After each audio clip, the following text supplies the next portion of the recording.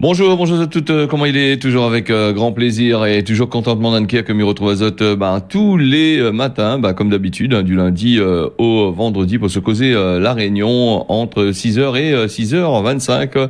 Et n'oublie pas aussi le dimanche, nous retrouvons-nous aussi pour l'ambiance familiale. Et m'y remercie les autres, les bons messages que vous allez envoyer. M'a fait moi un plaisir de passer ça en bandeau et pour cette un peu longue, il va me faire aussi un plaisir de lire le bonnes affaires.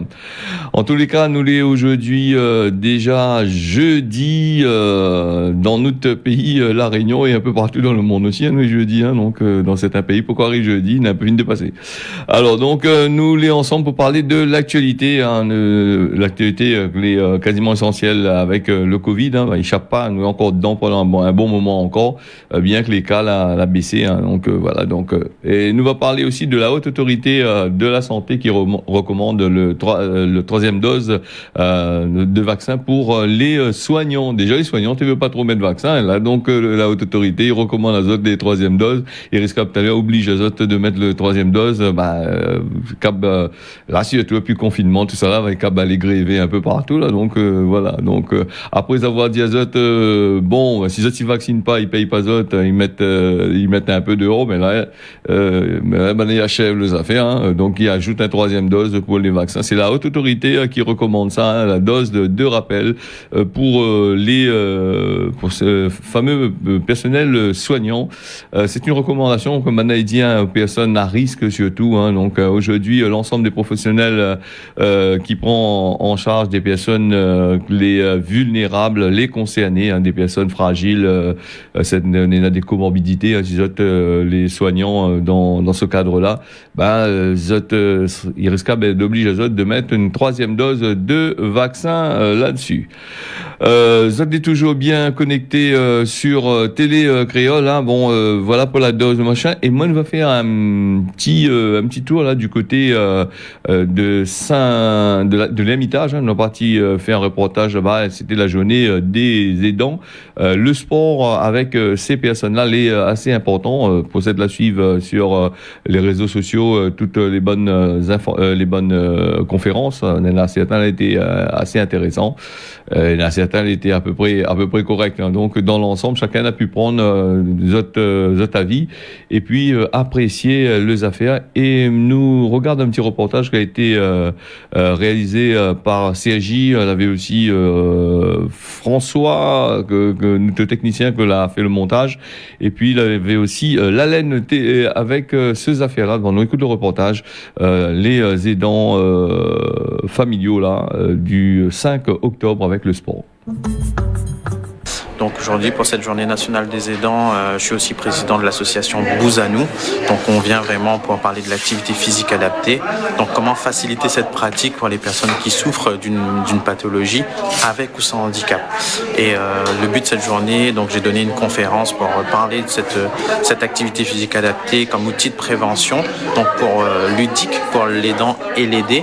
Et l'objectif vraiment, c'est arriver à faire cette distinction déjà entre l'activité physique et le sport, parce qu'on confond souvent et on parle beaucoup de sport et que ça reste un terme assez frustrant, et finalement que dans un aidant, dans son rôle au quotidien, fait énormément d'activités physiques, et c'est ce que j'ai voulu mettre en lumière aujourd'hui. On découvre que notre bébé ne va pas être comme les autres, donc ça engendre beaucoup de climat anxiogène. Entendre Cédric et Brunella dire ce qu'ils font eux pour s'occuper d'eux, pour lui mettre, pour être bien dans leur peau, et ça m'a fait du bien. Donc j'ai eu aussi au point de vue juridique une conseillère qui nous oriente un petit peu, une juge de tutelle. Nous on sait pas beaucoup de choses parce qu'on est un peu ignoré de tout ça, et avoir ces conférences avec le Gustave, ça nous permet de connaître tout ce qui se passe au moment juridique pour notre protégé.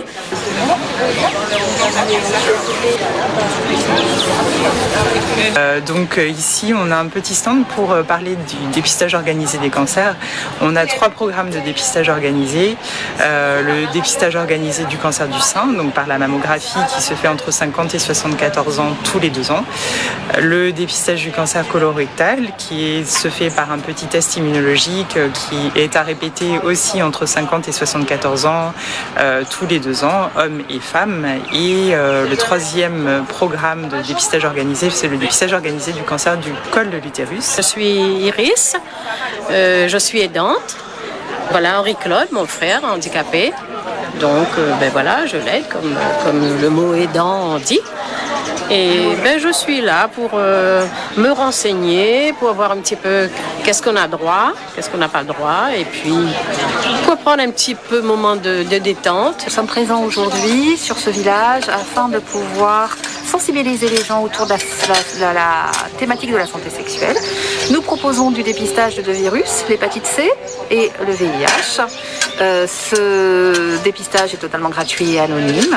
Nous proposons également de l'information autour des modes de contraception, de l'utilisation du préservatif, des notions importantes telles que le consentement et le savoir-être dans la relation, afin de pouvoir prévenir les risques liés à la vie affective et sexuelle. Plus de personnes ce matin sur le stand et effectivement sur cette inquiétude du bien manger pour eux et pour leur aider aussi. Alors aujourd'hui, je dirais aux gens de faire très attention sur tout ce qu'ils mangent, de faire attention. Ils peuvent de diminuer le sucre, diminuer le sel, diminuer les matières grasses pour qu'ils restent. Il faut qu'ils mangent sainement. Oui, 3 minutes et 5.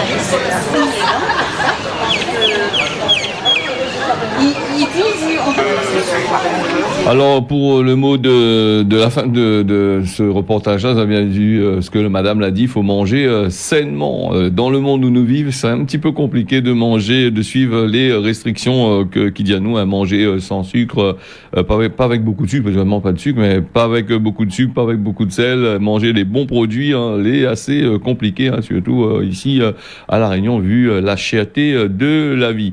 Nous va parler aussi en mer là avec plus de 1000 dauphins qui ont été observés au large de Saint-Pierre, un peu rare, donc 1 millier quand même, là, c'est pas mal. Peut-être avec la crise Covid, l'a bien proliféré, toutes ces affaires-là. Donc l'association Globis l'assistait à ce beau spectacle. D'après les journaux, il dit mercredi matin 6 octobre, un groupe d'environ 1000 dauphins électrètes, pénaux. Alors, ça n'a pas dit le nom scientifique, c'est Peponocéphala electra. Alors donc les médias, c'est compliqué le nom, c'est un nom un peu latin, tout ça là. Alors l'avait aussi des dauphins de Fraser, tout ça qui a été repéré au large de Saint-Pierre. Maintenant, des bateaux pour les regarder, donc voilà un petit peu les affaires. Il faut augmenter un peu le tourisme aussi. Maintenant, il aime bien qu'on a dauphins, la baleine, tout ça là pour aller regarder. Et d'ailleurs, les baleines, des restrictions ont été mises en place justement pour rapprocher ces animaux-là. Et beaucoup de monde, ils respectent pas. Donc, ils respectent pas les distances qui imposent les autres. Et puis, on avait dit à nous aussi, il n'y a pas trop longtemps dans le journal que il voit plus trop de baleines en ce moment dans la zone océan Indien. Donc voilà. Nous on a aussi ici dans notre pays, La Réunion, certainement aussi du côté de Maurice, puisqu'il est à plus de 200 km, on n'est pas trop loin. On a un front froid qui y arrive avec la pluie à partir de ce jeudi-là, à partir d'aujourd'hui. D'ailleurs, hier soir, elle était un peu sur la route, vous avez remarqué que la pluie avait commencé à tomber un peu. C'est Météo France qui annonce de la pluie. Voilà, donc je pense que ce sera quasiment jusqu'à quasiment tout le week-end. Nous aura, si aujourd'hui nous avons quand même un peu de soleil, va commencer à dégrader un petit peu d'ici vendredi après-midi avec cette histoire de pluie là. Le front est actuellement présent, il était présent là du côté de Madagascar. Il a progressé vers la Réunion et n'y attend à nous avoir de la pluie, ce que serait intéressant. Ça, beaucoup de monde y crie la pointe de l'eau, donc les bonnes planteurs disent elle est pas assez l'irrigation ne marche pas trop. Donc voilà, c'est une bonne chose. Le monde va cailler un peu, mais c'est quand même une bonne chose par rapport à la pluie. Nous va parler de la pédocriminalité dans l'Église catholique. 216 000 victimes avec les bonnes prêtres, ou les religieux à l'intérieur dans l'Église en France depuis 1950. C'est le rapport Sauvé qui a dénoncé ça. Mardi, Banal a rendu a rendu ce rapport-là. Donc, après avoir rendu ce rapport-là, ben, le pape l'a réagi directement par derrière. Hein. Donc, il exprime sa honte.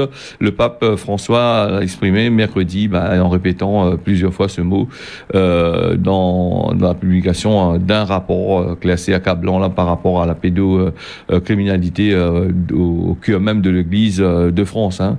Que dit la France, c'est aussi la Réunion aussi. Hein. Ici, la Réunion, on a eu 2-3 cas, pas mal de cas quand même. On a un peu la colle azote, on a un peu la partie la prison là-bas, et ben on a un peu là, du chape-le-maille, du déporte-azote, aller envoyer azote un peu dans d'autres pays là-bas. Pour continuer, vous connaissez quand même, les atteintes de cette maladie-là, elle est très difficile à soigner, hein. Donc, ça pas rentrer en détail comment il est. La pédocriminalité, ça y existe pas rien que dans les églises, pas que dans l'église catholique, hein. On est là dans toutes les corps d'église, je dirais, ou dans toutes les religions, dans tous les endroits, on est là ce genre de choses-là, hein. Donc, nous peut regarder dans la presse internationale et voir un petit peu les malheureux, mais voilà, donc ça bien machin. Le pape qui exprime aux victimes sa tristesse dans la douleur et pour le traumatisme que Banal a subi. Voilà, donc ils ont voilà, ils la honte de ce que ils ont fait, mais avoir honte c'est une chose, mais le système, c'est que les affaires étaient faites et à cette époque-là, les gens avaient un peu peur, avaient un peu honte de dire ça, et puis avaient peur un petit peu de certaines institutions qui étaient en place. Hein. Donc les enfants, ils causaient pas trop, et les parents, justement, dans certains parents, ils croyaient pas du tout aux marmailles, et donc s'il allait raconter une affaire comme ça à son parent, c'est sûr que tu lui gagnes le coquement. Hein. Donc ça, il faut voir aussi. Et puis la mentalité l'a évolué, les choses l'ont évolué, Internet l'est venu. Et on a quand même le numérique est venu et les mises à jour de pas mal de choses, il fait que tout ça là, elle a été mis sur le tapis. Le numérique, comme il parle souvent là, ça a fait toche 2-3, hein, attention, hein, pas rien que dans ce secteur-là, mais dans d'autres choses, les impôts, tout ça là, et puis la mettre aussi un peu la zizanie un peu partout aussi. Et donc nous on va parler de ça lundi en règle générale, le numérique, hein, on essaye de causer un petit peu. Hein, donc voilà. Nous parle aussi du financement des machines. On a entendu parler à la télévision, dans le journal il parle aussi, hein, le financement des machines justement pour le riz là. À la Réunion, avant, on avait des gens qui cultivent le riz, qui cultivent pas mal de choses, et donc là, on a la relance à saute dans l'émergence du riz pays. Donc le riz pays qui était là depuis quand même pas mal de temps. Donc le conseil régional, le conseil départemental, il soutient le riz réunionnais à travers un financement de l'association riz Réunion, hein, l'ARR. On a acheté 2 nouvelles machines, une décortiqueuse et puis on a une autre polisseuse pour blanchir le riz. Hein. Donc on a que le premier jet, quand ils sortent, c'est du riz complet. Après le deuxième, c'est le riz blanc. Les gens n'aiment pas trop le riz complet. Hein. Donc quand il dit au lait complet, on a toutes les vitamines, toutes les dents, on a un peu une petite coque dessus et puis un peu couleur marron. Hein. Là, pas le couleur blanc même. Les gens ils aiment le riz quand on a fini blanchi. Donc il passe dans la machine, un peu comme la farine blanche, les baguettes blanches, et donc c'est pour ça aussi. Le diabète, il vient, il attrape certaines maladies, il attrape azote, hein, surtout comme le diabète, hein, plus qu'il blanchit les affaires, donc où enlève tout ce que les bons dedans et où donne les gens un produit fini. Comme la farine, hein, donc la couleur blanc, les jolis dans le marmite, mais les vilains dans le corps quand ils affaires, hein, donc quand ils attrapent azote avec certaines maladies comme le diabète. Hein. Alors nous on a quand même les machines arrivées assez chères quand même, ça coûte assez cher quand même, plus de 8 000 €. Hein. L'avait le conseiller départemental Bruno Robert qui a assisté à la démonstration sur l'utilisation des 2 machines qui a été organisée dans les bonnes locales de l'armée Flore. Hein. Donc, si je ne me trompe pas, c'est ça même. Hein. C'est vrai qu'il était long, un peu compliqué, les longs, hein, avec l'abréviation, hein, tout ça là. À Saint-Pierre, mercredi 6 octobre, un journaliste télé était sur place, on en a parlé aussi, il n'y a pas trop longtemps, dans la télé, justement, sur ces affaires-là. Nous allons du conseil régional à un atelier international d'urbanisme autour du climat. On parle beaucoup de climat dans notre pays, même en France, de ça. Donc c'était mercredi du mois dernier, hein, que Banal avait parlé de ça. Ils sont vraiment intéressants parce qu'il allait parler du climat à La Réunion avec le réchauffement climatique, ben, où ça l'entraîne poids qu'à nous. Hein. Ben, il parle de l'adaptation des territoires insulaires face au changement climatique. Voilà, donc il parle beaucoup de ça. Ben, quand il parle nous de climat ici à La Réunion, nous voit vraiment la situation qui a changé. Hein.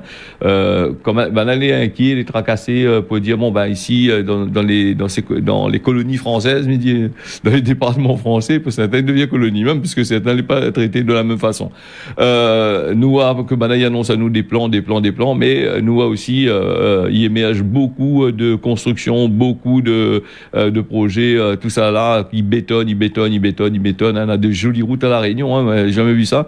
Du côté de l'ouest là-bas, toutes les propres, les neuves. Remarque les pocos cassés parce que bon, le petit crapaud, pourquoi il cassé pas ce câble, hein, parce que à certain moment, quand va commencer à l'urbanisation, là et va commencer mettre des câbles, toutes les routes et tous les 50 mètres, on aura un canal en plein milieu et là, ça sera pas joli. Hein. Donc ça, c'est toujours les contribuables qui vont payer ce cassage de route. Hein. Quand on regarde aussi à Saint-Pierre, on regarde aussi dans certaines villes, comment les routes les massacrer. Donc voilà, hein. C'est pour ça que les vendeurs de pièces auto, les magasins ils marchent bien aussi. Hein. Donc, on a l'impression qu'on a signé un pacte entre ces bonnes vendeurs d'auto là.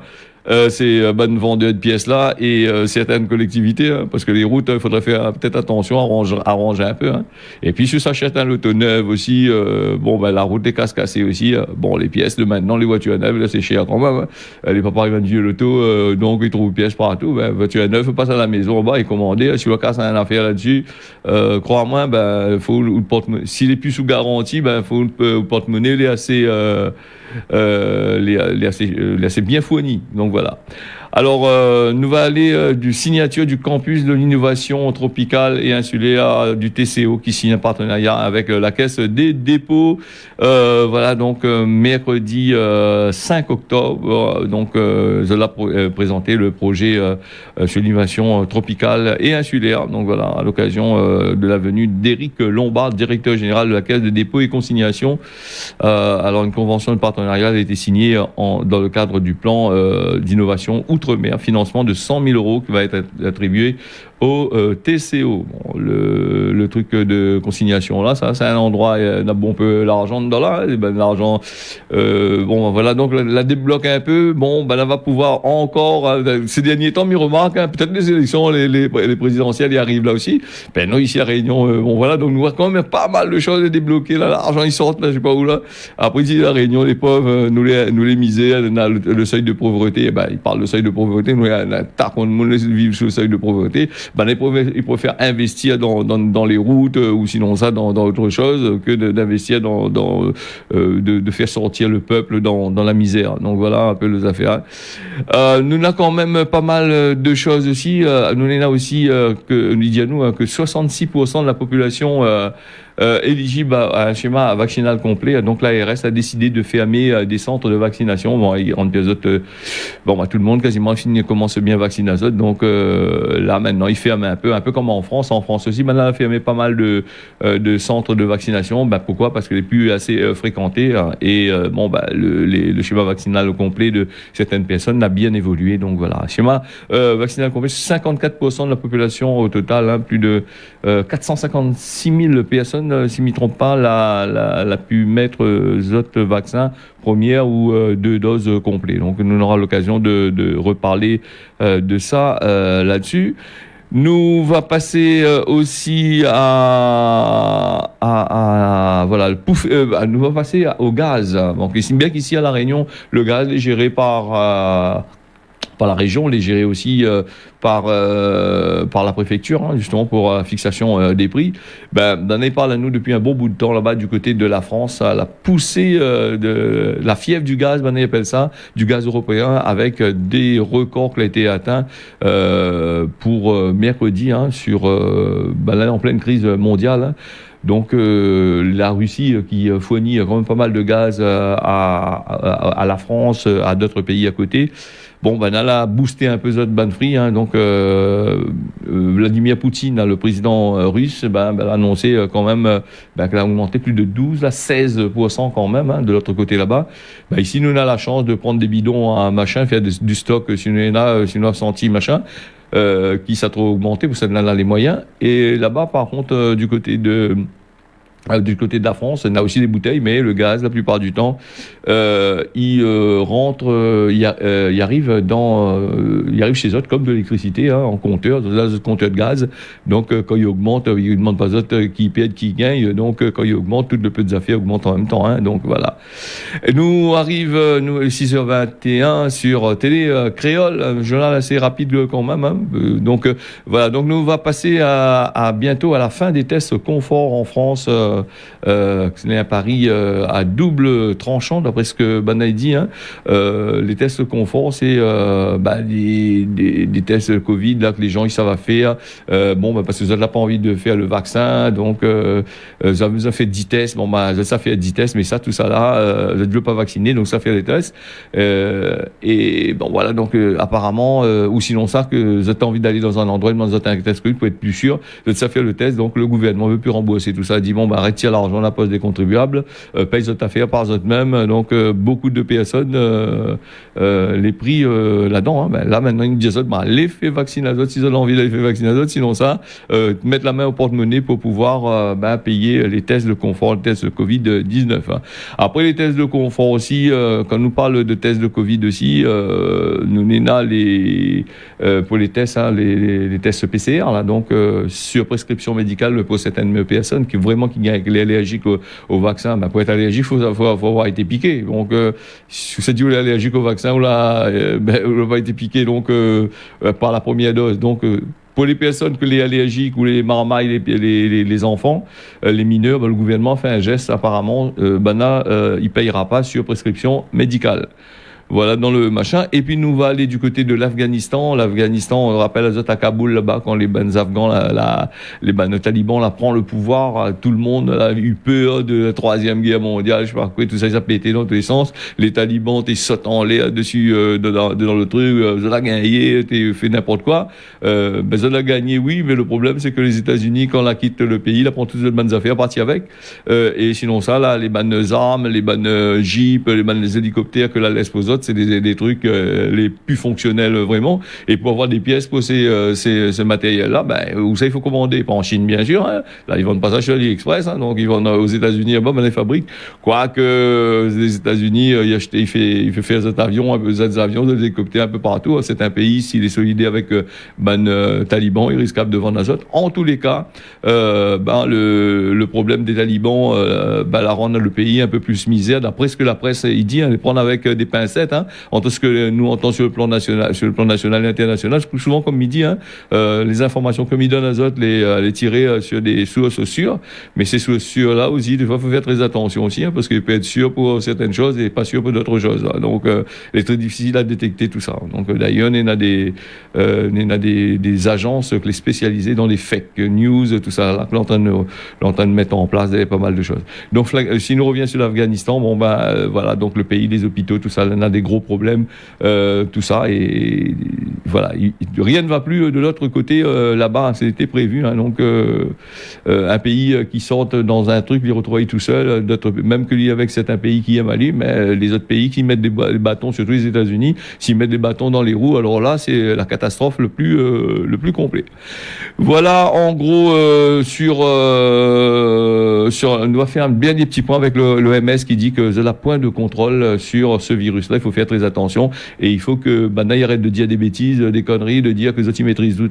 Ça c'est l'OMS qui dit, et c'est pas moi, l'Organisation mondiale de la santé qui dit ça. Donc faudrait qu'il dit au gouvernement là, calme Azote un coup, vous êtes la main mise là-dessus. Le virus n'est pas sûr qu'il risque de machin. Nous allons parler ça demain et nous va partir avec Cosman La Réunion. Tiens pas carte. Dans la mondialité, tiens pas carte. Bon voilà, ça c'est à méditer aujourd'hui. Nous allons aller sur la météo avec les MAF et aujourd'hui on aura peut-être un petit peu de pluie, 2-3 farines ici La Réunion dans l'après-midi. Mayotte, Néna, la pluie l'après-midi, donc le matin les couverts, et puis à Maurice les couverts aujourd'hui, risque de pluie le matin, et puis dans l'après-midi ça sera assez correct de l'autre côté là-bas avec un temps nuageux. Voilà, ce causé La Réunion l'a fini, mais remercie toutes d'avoir suivi ça. Rendez-vous demain matin 6h jusqu'à 6h25. Tiens, beau serré l'arc pas. À demain.